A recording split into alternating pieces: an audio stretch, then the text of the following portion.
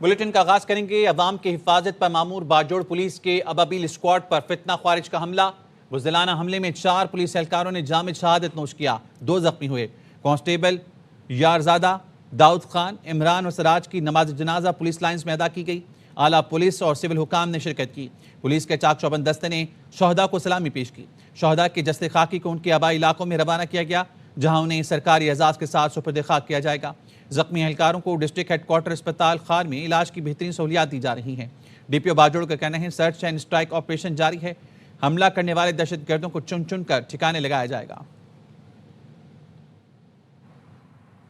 پاک افغان صورتحال بگڑنے کی وجہ ایک غیر ذمہ دار ہمسایہ ہے۔ پاکستان کی حالیہ فوجی کارروائیوں کا مقصد افغانستان کو ذمہ دار ریاست بنانا ہے۔ وزیر مملکت داخلہ طلال چودھری کہتے ہیں افغان طالبان جب تک کسی کی پراکسی بننا نہیں چھوڑیں گے مسئلہ حل نہیں ہوگا۔ جب افغان طالبان کا گوریلا طرز عمل ہوگا ہمارا رد عمل یہی ہوگا۔ گوریلا مائنڈ سیٹ سے اور کسی کے ایما پر کسی کی پراکسی بننا نہیں چھوڑیں گے، اس وقت تک یہ چیزیں ٹھیک نہیں ہو سکتی۔ اور یہ صرف شکایت ہماری نہیں ہے، یو این جو ہے وہ بھی یہی کہتا ہے کہ 2 درجن سے زائد ٹیررسٹ گروپس جو ہیں اس کے فٹ پرنٹس جو ہیں وہ افغانستان میں ہیں۔ چائنا سے لے کے امریکہ تک، یورپ اور بہت سارے ممالک کو یہی شکایت ہے۔ اور سب سے اچھا آئیڈیل حل تو یہی تھا کہ بات چیت سے مسئلہ حل ہو، مگر اب جو پیٹرن ہم نے اختیار کیا ہے یہ جب تک ان کا وہی گوریلا مائنڈ سیٹ والا پیٹرن رہے گا تو ہمارا پیٹرن بھی یہی رہے گا۔ سیکیورٹی فورسز کی خیبر پختونخوا اور بلوچستان میں مختلف کارروائیاں، 34 خوارج ہلاک کر دیے۔ ہلاک دہشت گردوں سے اسلحہ بھی برآمد کیا گیا۔ ISPR کا کہنا ہے عزم استحکام کے تحت ملک گیر انسداد دہشت گردی مہم پوری شدت سے جاری رہے گی۔ سیکیورٹی فورسز اور قانون نافذ کرنے والے ادارے غیر ملکی سرپرستی میں جاری دہشت گردی کے مکمل خاتمے تک کارروائیاں جاری رکھیں گے۔ متاثرہ علاقوں میں کلیئرنس اور تلاشی کا عمل بھی جاری ہے۔ ملک کو دہشت گردی سے پاک کرنے کا مشن، سیکیورٹی فورسز کی خیبر پختونخوا اور بلوچستان میں کامیاب کارروائیاں۔ ISPR نے بتایا 24 فروری کو خیبر پختونخوا میں 4 مختلف جھڑپوں کے دوران 26 فتنہ خوارج سیکیورٹی فورسز کے ہاتھوں انجام کو پہنچے۔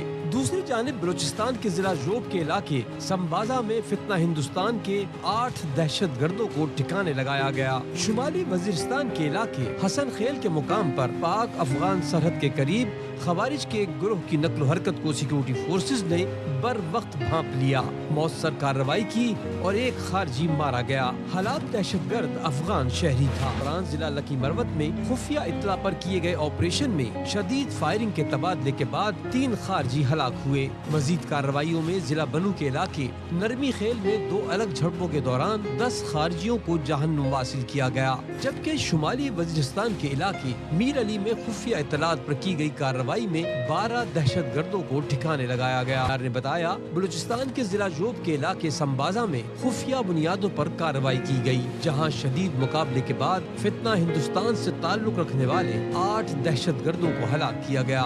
ہلاک دہشت گردوں کے قبضے سے اسلحہ اور گولہ بارود بھی برآمد ہوا۔ ISPR کا کہنا ہے کہ یہ عناصر علاقے میں متعدد دہشت گرد کارروائیوں میں ملوث تھے۔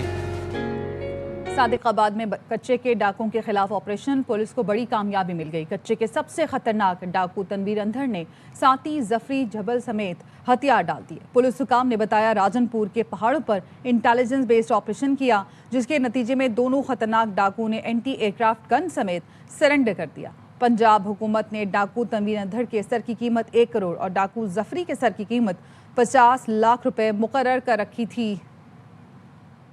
ملٹری انٹیلیجنس کی مدد سے راجن پور پہاڑی سلسلہ ہے، وہاں پر انٹیلیجنس بیسڈ آپریشن کیا۔ 2 ڈاکو جس میں تنیر عرف ددو انڈر جس کے سر کی قیمت 10 ملین مقرر تھی اور ظفری جھپیل جس کی سر کی قیمت 5 ملین مقرر تھی، انہوں نے اپنے اینٹی ایئرکرافٹ گن کے ساتھ رحیم خان پولیس کو سینڈر کر دیا۔ کراچی میں غلامی پر سیکیورٹی گارڈ نے فائرنگ کر کے شہری کو قتل کر دیا۔ پولیس نے ملزم گرفتار کر کے مقدمہ درج کر لیا۔ پولیس حکام کے مطابق یہ افسوسناک واقعہ نارتھ ناز آباد بلاک C میں پیش آیا۔ مقتول ولید خان اپنی بہن کے گھر افطار پر آیا ہوا تھا، جو فیڈرل بی ایریا بلاک 10 کا رہائشی تھا۔ مقتول کو 3 گولیاں ماری گئیں۔ پولیس نے سیکیورٹی گارڈ وکیل احمد کو گرفتار کر کے اسلحہ برآمد کر کے مزید تفتیش شروع کر دی۔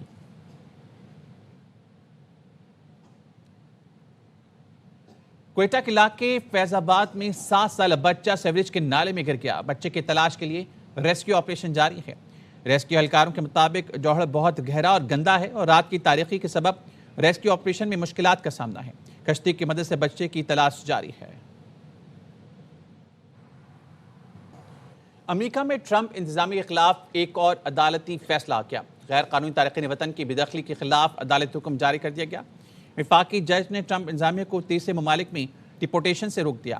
جج برائن مرفی نے اپنے فیصلے میں کہا کہ بغیر پیشگی اطلاع کسی تیسرے ملک بھیجنا غیر قانونی ہے۔ محکمہ ہوم لینڈ سیکیورٹی کی پالیسی مسترد کر دی اور کہا بغیر سماعت بے دخلی آئینی حقوق کی خلاف ورزی ہے۔ اہم خبر سے متعلق آپ کو آگاہ کریں ہیں، امریکہ میں ٹرمپ انتظامیہ کے خلاف ایک اور عدالتی فیصلہ آ گیا۔ غیر قانونی تارکین وطن کی بے دخلی کے خلاف عدالتی حکم جاری کر دیا گیا۔ وفاقی جج نے ٹرمپ انتظامیہ کو تیسرے ممالک میں ڈپورٹیشن سے روک دیا گیا۔ جج برائن مرفی نے اپنے فیصلے میں کہا ہے کہ بغیر پیشگی اطلاع کسی تیسرے ملک بھیجنا غیر قانونی ہے۔ امریکہ اور ایران کے درمیان جوہری مذاکرات کا تیسرا دور آج سے جنیوا میں شروع ہوگا۔ وزیر خارجہ عباس عراقچی اعلیٰ سطح کے وفد کے ہمراہ جنیوا پہنچ گئے۔ امریکی ایلچی سٹیو وٹکوف اور ٹرمپ کے داماد جیریڈ کشنر بھی مذاکرات کی میز پر ہوں گے۔ ایرانی میڈیا کے مطابق ایرانی وزیر خارجہ نے جوہری معاہدے کے لیے تجویز عمانی وزیر خارجہ کے حوالے کر دی۔ عباس عراقچی نے پابندیوں اور ایٹمی معاملے پر ایران کا نقطہ نظر پیش کیا۔ عمانی وزیر خارجہ سے ملاقات میں مذاکرات کی تیاریوں کو حتمی شکل دی گئی۔ اس سے پہلے ایرانی صدر مسعود پزشکیان نے مذاکرات کے حوالے سے اچھے نتائج کی امید ظاہر کی اور کہا سپریم لیڈر آیت اللہ خامنائی کی رہنمائی میں سفارتی عمل کو جاری رکھیں گے۔ مائیکروسافٹ کے بانی بل گیٹس نے جیفری ایپسٹین کے ساتھ تعلق پر معافی مانگ لی۔ خبر رساں ایجنسی کے مطابق بل گیٹس نے اعتراف کیا کہ ایپسٹین کے ساتھ وقت گزارنا ان کی بہت بڑی غلطی تھی۔ فاؤنڈیشن کے عملے سے معذرت کرتے ہوئے انہوں نے کہا کہ وہ کبھی متاثرہ خواتین سے نہیں ملے اور نہ ہی کسی مجرمانہ سرگرمی میں شریک رہے۔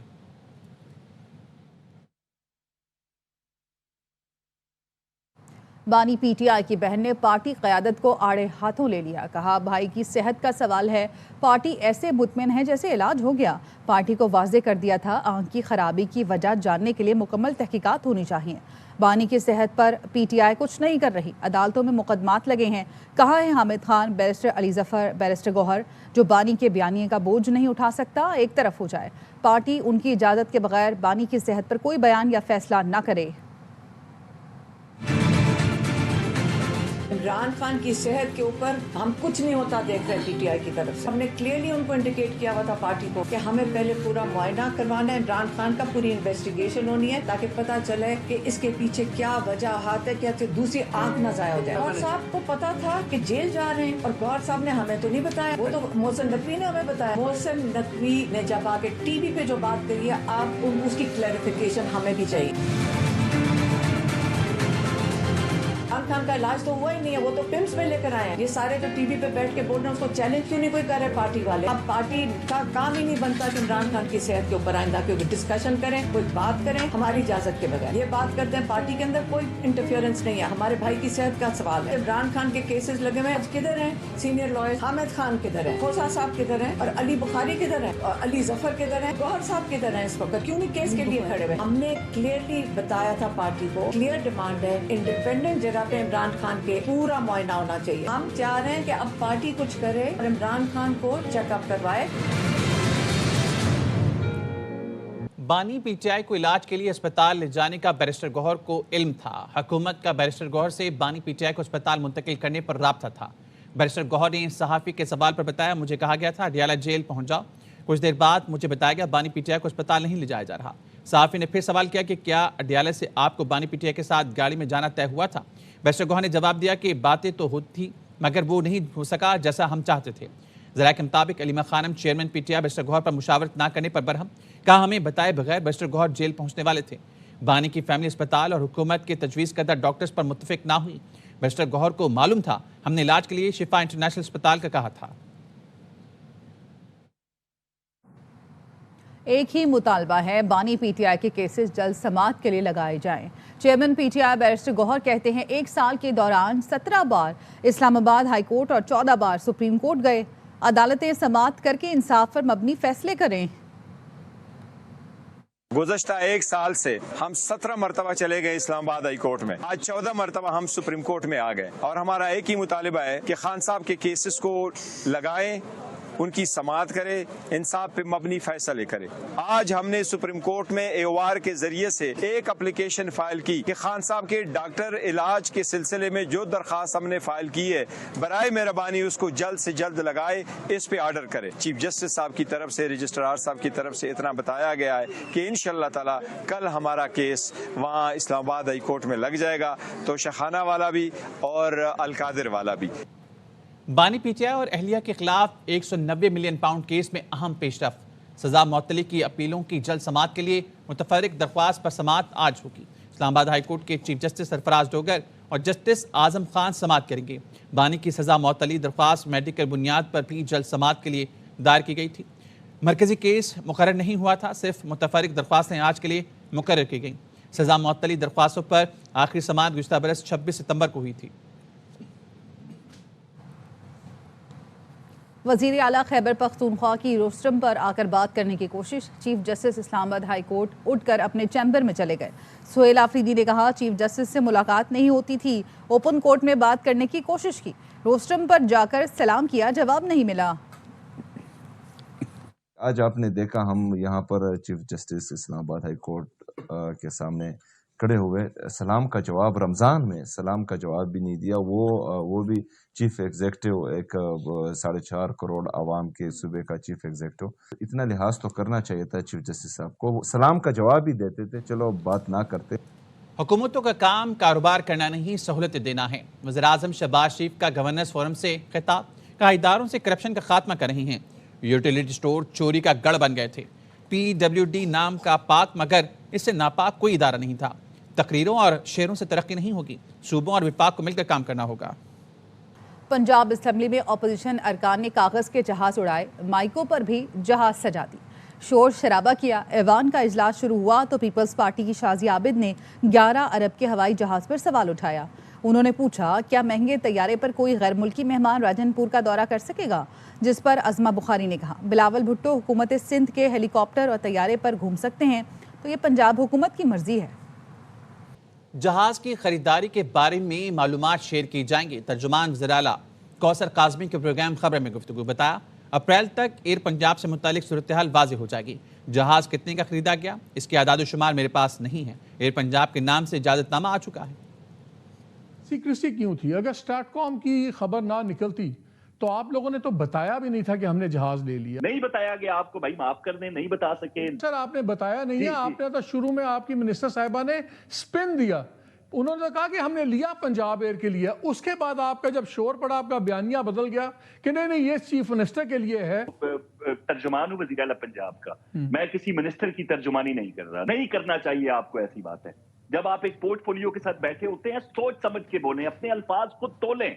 500 ملین کے اوپر 50 کروڑ کے اوپر پرچیز ہو تو پیپرا رولز اپلائی ہوتے ہیں۔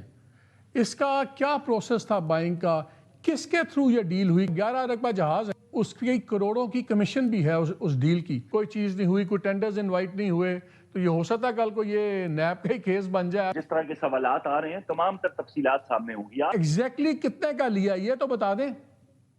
بھائی میرے پاس نہیں ہے اعداد و شمار، ابھی اس وقت میں آپ کو نہیں بتا سکتا۔ یہ ٹیکس پیئر کا پیسہ ہے، انڈیا اتنی بڑی ریاست ہے، وہاں کسی چیف منسٹر کے پاس یہ جہاز نہیں ہے۔ ہمیں بتا دیں کس پروسیس سے جہاز ملا، ہمیں بتا دیں ایجنٹ کون تھا۔ یہ بتاؤں کہ پنجاب حکومت کے پاس ایئر پنجاب کے نام سے ایئر لائن کا جو اجازت نامہ ہے وہ آ چکا ہے اور وہ اپریل تک یہ آغاز ہوگا۔ Now it's too late for that۔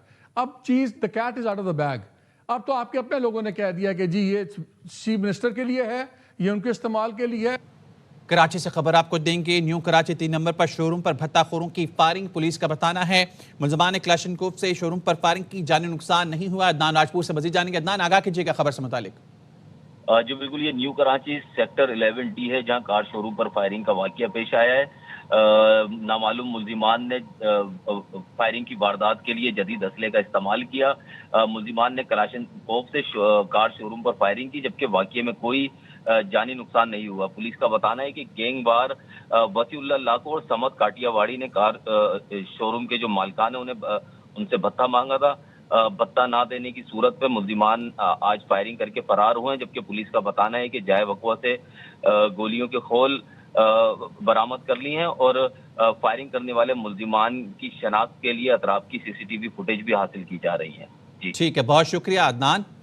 Cricketers کی پرفارمنس پر جو تنقید کرنی ہے کریں، یہ حق کسی کو نہیں کہ کسی کھلاڑی کے فیملی ممبر کو نشانہ بنایا جائے، ایسا نہ کریں۔ ہر لمحہ پرجوش میں سابق سٹار کرکٹر کی شائقین سے اپیل۔ شعیب ملک بولے شاداب کو کپتان بنانے کی باتیں سامنے آ رہی ہیں۔ باسط علی نے کہا اصل مسئلہ یہ ہے اس ٹیم میں کپتان ہے کون، کئی کپتان کھیل رہے ہیں، شاداب خان کو کپتان نہیں ہونا چاہیے۔ کامران اکمل کہتے ہیں پی سی بی کو دیکھنا ہوگا کیا سلمان علی آغا کو T20 کے لیے کپتان بنانا درست فیصلہ تھا۔ سابق وفاقی وزیر نبیل گبول بنے مہمان۔ سب لوگوں سے ایک ریکویسٹ کرنا چاہتا ہوں کہ دیکھو آپ کی ٹیم اچھا کرے نہ کرے، آپ کے پلیئرز اچھا کریں یا نہ کریں، لیکن کسی کو یہ حق نہیں ہے کہ آپ کسی کی بھی فیملی کو آپ ٹارگیٹ کرو۔ وہ جاہل لوگ ہیں جو فیملیز پہ بات اٹھاتے ہیں، تو میری ریکویسٹ ہے جتنے بھی سب دیکھ رہے ہیں فیملیز پہ نہ جائیں۔ اب پرسنل لیول پہ جانا یہ ابھی ریسنٹلی 3-4 سال سے ہی ہو رہا ہے۔ اس سے ہم نے امیدیں لگائی ہیں، وہ بھی ہمارے جیسے ہی فیصلے کر رہا ہے اور ہماری جیسی ہی کرکٹ کھیل رہا ہے۔ مسئلہ یہ ہے کہ اس ٹیم میں کپتان ہے کون؟ بابر کر چکا ہے، رضوان کر چکا ہے، شاہین شاہ افریدی کر چکا ہے، اب سلمان علی آ گئے۔ کوئی ایک نام تو بتا دیں ان کی جگہ کہ وہ آئے کپتان۔ شاداب کا نام لینا شروع کر دیا ہے کیپٹنسی کے لیے۔ پاکستان کرکٹ بورڈ کو یہ سوچنا ہے سلمان علی آغا کو جب کپتان بنایا تھا کیا یہ T20 کے لیے سوٹیبل تھا کپتان؟